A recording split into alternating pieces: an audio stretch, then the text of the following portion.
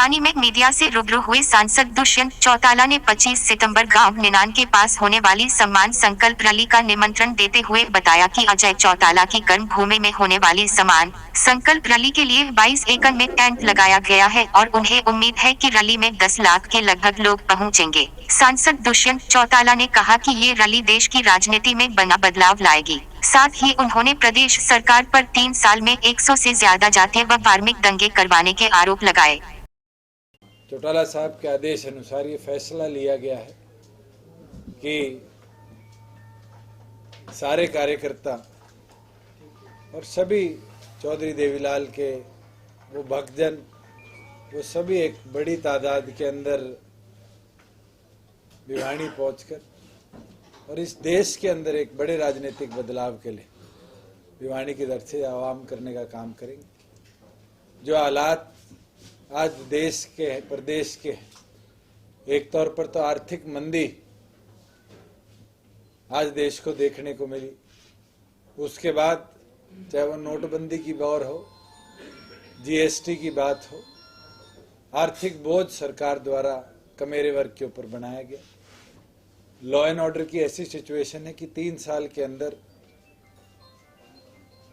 3 बार military को इस प्रदेश में व्यवस्था संभालने के लिए आना पड़ा। आप सभी जानते हैं कि एक भय का माहौल हर व्यक्ति के मन में इस प्रदेश में इस सरकार ने बनाने का काम किया है।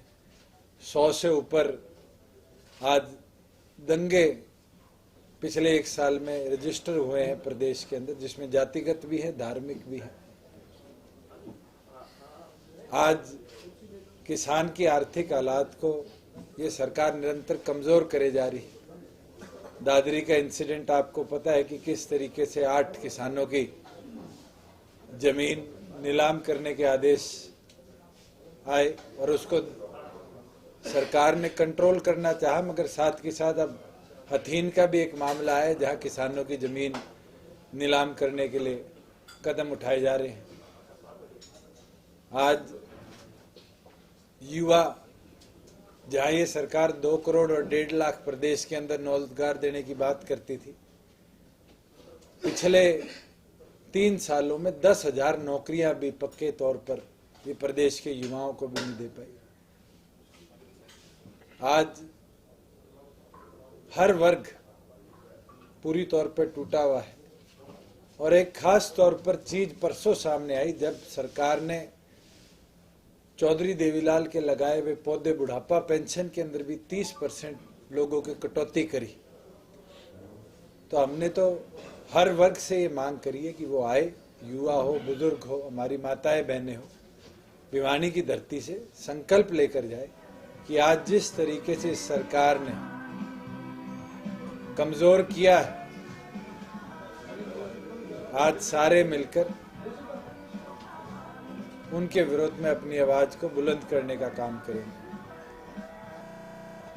पहली बार एक 22 एकड़ से ऊपर जगह में टेंट लगाने का काम किया गया है और मेरा ये मानना है कि 10 लाख से ऊपर लोग भिवानी की धरती पर परसों 25 तारीख को पहुंचकर जननायक स्वर्गीय चौधरी देवीलाल जी को अपने सच्चे श्रद्धा सुमन अर्पित करने का काम करेंगे।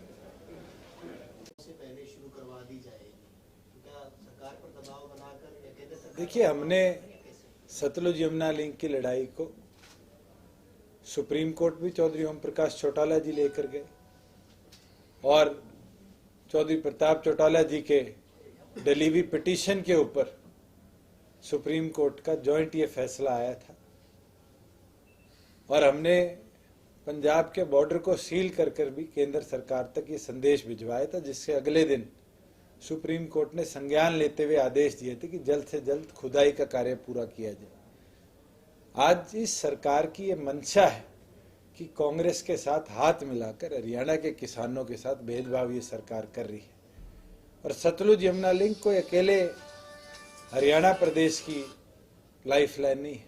आज सतलुज यमुना लिंक की हम बात करें तो उसका पानी राजस्थान को भी, पश्चिमी उत्तर प्रदेश को भी और दिल्ली को भी हरियाणा के साथ साथ मिलेगा। और आज जरूरत इसलिए भी जरूरी है क्योंकि भिवानी हो, महेंद्रगढ़ हो, रेवाड़ी हो, मेवात हो, इन 4 जिलों के अंदर अगर कोई पानी आ सकता है तो वो सतलुज यमुना लिंक के माध्यम से हमारे किसानों के खेतों तक पहुंच सकता है। तो भिवानी की धरती पर रैली करना और साथ में सतलुज यमुना लिंक की लड़ाई ये मिलकर आगे बढ़ेगी, क्योंकि सबसे ज्यादा अगर संघर्ष किसी को करना पड़ेगा तो भिवानी महेंद्रगढ़ रेवाड़ी के साथियों को आज मैदान में उतरकर इस लड़ाई को अंतिम छोर तक ले जाने के लिए लड़ाई लड़नी पड़ेगी। कानून व्यवस्था को लेकर सीएम साहब भी बयान देते हैं लगातार कि पिछली सरकारों ने किसी तरह से पुलिस में भर्तियां नहीं की थी, अगर पर्याप्त भर्तियां होती तो बार बार आर्मी डिप्लॉय नहीं करनी पड़ती विभिन्न मौकों पर। आपका क्या मानना है? देखिए, जब चौधरी ओम प्रकाश चौटाला जी मुख्यमंत्री थे, मुझे नहीं लगता कि पुलिस के अंदर कहीं वैकेंसी भी थी। इस सरकार और इससे पिछली सरकार ने जहां वैकेंसीज की बात है, आज एससी और बीसी का भी बैकलॉग इतना ज्यादा है कि अगर हम उसको भी फुलफिल कर दे तो आज 55,000 की प्राप्त मात्रा हरियाणा पुलिस में होनी चाहिए। 38,000 से ऊपर कांस्टेबल हमारे पास नहीं है। तो कहीं ना कहीं जो ये गैप है, ये नाकामियां है सरकार की। और मैं तो आप लोगों को बताना भी चाहूंगा कि पिछले अगस्त के महीने में अमित शाह जी रोहतक आए थे और रोहतक आकर इस सरकार को वाहवाही देकर गए थे कि पारदर्शी तौर पे हमने नौकरियां लगाई। और इस सरकार की पोल तो हाईकोर्ट ने खोल दी जब जुडिशरी का जो एग्जाम था, जिसका पेपर खुद एचपीएससी के सचिव का नाम आया है कि उनने लीक करवाया था। तो ये स्पष्ट कर देती है कि इस सरकार ने तो नौकरियों के अंदर बहुत बड़ी धांधली करी है। आज तक पिछले 3 साल की सत्ता के दौरान 10 से ऊपर अलग अलग जॉब्स के जो एग्जाम पेपर्स थे वो इस सरकार के अंदर लीक हुए। तो ये तो अपने आप इस सरकार का फेलियर दिखाता है। और जहां मनोहर लाल खट्टर जी लॉ एंड ऑर्डर को पुलिसिंग की कमी बता रहे हैं, वहां उनको आज पता होना चाहिए कि वो महकमा उनके अंडर है। आज उनसे ज्यादा तो लॉ एंड ऑर्डर की ब्रीफिंग उनके पुलिस के अधिकारी करते हैं। और लॉ एंड ऑर्डर की सिचुएशन में स्टेबलनेस जब ही आ सकती है जब अधिकारियों के तबादले ना। मुझे नहीं लगता इस प्रदेश में कोई ऐसा अधिकारी है जो शाम को सो के सुबह इस विश्वास से उठ सकता है कि कल सुबह मेरा तबादला नहीं होगा। इस सरकार ने तो अगर माहिरता किसी चीज के अंदर प्राप्त करी है तो 3 साल में अधिकारियों के बिस्तरे चकवा कर दूसरे स्थानों पर भेजने में करी है। और आज उसका नतीजा है लॉ एंड ऑर्डर ही नहीं, एडमिनिस्ट्रेशन का भी पूरी तौर पर इस प्रदेश में एक फेलियर है।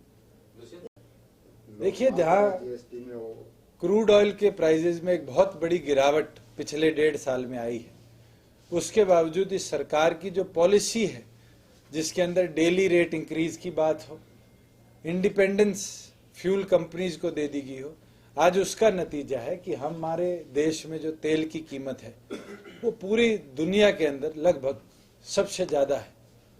और ये साफ तौर पर मंशा साबित कर देता है सरकार की। और पीछे तो एक कैबिनेट मिनिस्टर का भी बयान आया कि गाड़ी तो वो लोग चलाते हैं जिनके पास पैसा है। तो इनकी मानसिकता दिखा देता है। आज किसान को ट्रैक्टर के लिए भी डीजल चाहिए और सरकार बिजली उपलब्ध करा नहीं सकती।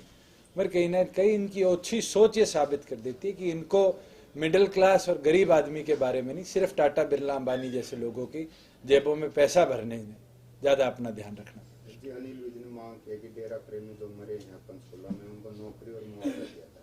मैं तो अनिल विज जी को इतना बोलना चाहूंगा कि वो अपनी मांग अपनी सरकार से करे, या तो उनकी सरकार में कोई सुनता नहीं जब उनको आकर लोगों के बीच में बात बोलनी पड़ती है। आज ये हालात है कि जो लोग लंगर लगवा रहे थे, जो लोग धारा 144 लगने के बावजूद लोगों का स्वागत कर रहे थे और आस्था पे धारा 144 लगने पर पाबंदी बता रहे थे, उन्हीं लोगों की वजह से इस प्रदेश के 41 लोगों की जान गई।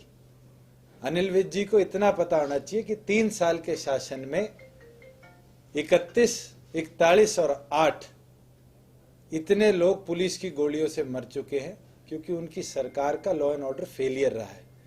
आज व्यवस्था सुधारने की बात करनी चाहिए, ना कि सांप्रदायिक माहौल इस प्रदेश में बढ़ाने की। ईवीएम मशीनों को लेकर लगातार बवाल मचा था, पहले यूपी में, उसके बाद दिल्ली में। अब अभय सिंह जी ने कल लाइव आरोप लगाए हैं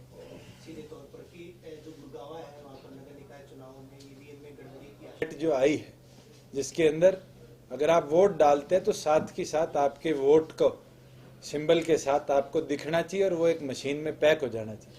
आज इलेक्शन कमीशन ने ट्रायल तौर पर कई विधानसभा बाई इलेक्शंस में और दिल्ली में भी उसका इस्तेमाल किया और नतीजा बीजेपी के विरुद्ध आया। तो अगर इस तरह के आरोप लगे हैं तो क्यों नहीं इलेक्शन कमीशन लार्ज स्केल पर वीवी पैट मशीन लाकर अपनी उस कमी को साफ करने का काम है। तो मैं आपको ये विश्वास दिला देता हूं कि जब 104वां जन्म दिवस हम बना रहे हैं तो 1004 से ऊपर ट्रैक्टर ट्रालियों को लेकर हम जननायक स्वर्गीय चौधरी देवीलाल जी को अपने सच्चे श्रद्धा से मैं तो बवानी खेड़ा से आऊंगा, वो मेरी लोकसभा करेगी। जैसे कि व्यवस्था के लिए कोई ऐसी ट्रैक्टर ट्रॉली नहीं आएंगी की बात। देखिए, जहाँ आज सब जुडियस मैटर है, मैं इस पर टिप्पणी नहीं कर पाऊंगा कि होंगे नहीं होंगे, क्योंकि आप जैसे साथियों ने पिछली बार चौटाला साहब बाहर थे जब अखबार में छाप दी थी, तो मैं इस पे टिप्पणी ना करूं तो बेहतर है। प्रदेश में किसान जमावड़ा चल रहा है, एक तरफ पंचायतों का। बीजेपी वालों से जमावड़े का मतलब तो पूछो। आज किसान जमावड़े की ये बात करते हैं, किसी एक भी किसान की बात इनने सुनने का काम किया? ये तो केवल मात्र स्टेज पे खड़े होकर प्रवचन देकर जाते हैं और आरएसएस की आइडियोलॉजी को लोगों के बीच में फैलाने का काम करते हैं। मतलब बीजेपी की जो 3 साल का कार्यकाल है उसको लेकर के कोई भी कांग्रेस है, इनेलो है, कोई तो आपके अभी शहर के बीच में व्यापारियों से मिलकर आया, जीएसटी का ऐसा भय है कि इंस्पेक्टरी राज को इस सरकार ने दोबारा लागू कर दिया। लोग उठेंगे, उठाने की जरूरत है और इंडियन नेशनल लोकदल पूरी तौर पर उनके बीच में रहकर लड़ाई लड़ेगी। पब्लिक पे आपने कहा पब्लिक उठाया, तो पब्लिक तक प्रॉपर कम्युनिकेशन या कोई भी राजनीतिक दल नहीं कर पा रहा है। देखिए, हम तो सम्मान दिवस के माध्यम से सारे हरियाणा वासियों से निवेदन कर रहे हैं कि आप आइए और वहां से संघर्ष की मुहिम का संकल्प लेकर मैदान में उतरने। आपने गुस्कानी गांव को गोद लिया हुआ है, चीफ सेक्रेटरी का मेरे पास पत्र भी आया है और पीएमओ ने भी उसके ऊपर इंक्वायरी की मांग करी है, क्योंकि आपके ऑफिसर्स के भी तबादले हो गए जो उस समय थे। तो प्रॉपर तौर पर अगले महीने में गुस्कानी दोबारा जाकर और डिप्टी कमिश्नर से मांग करूंगा कि वो भी मौजूद रहे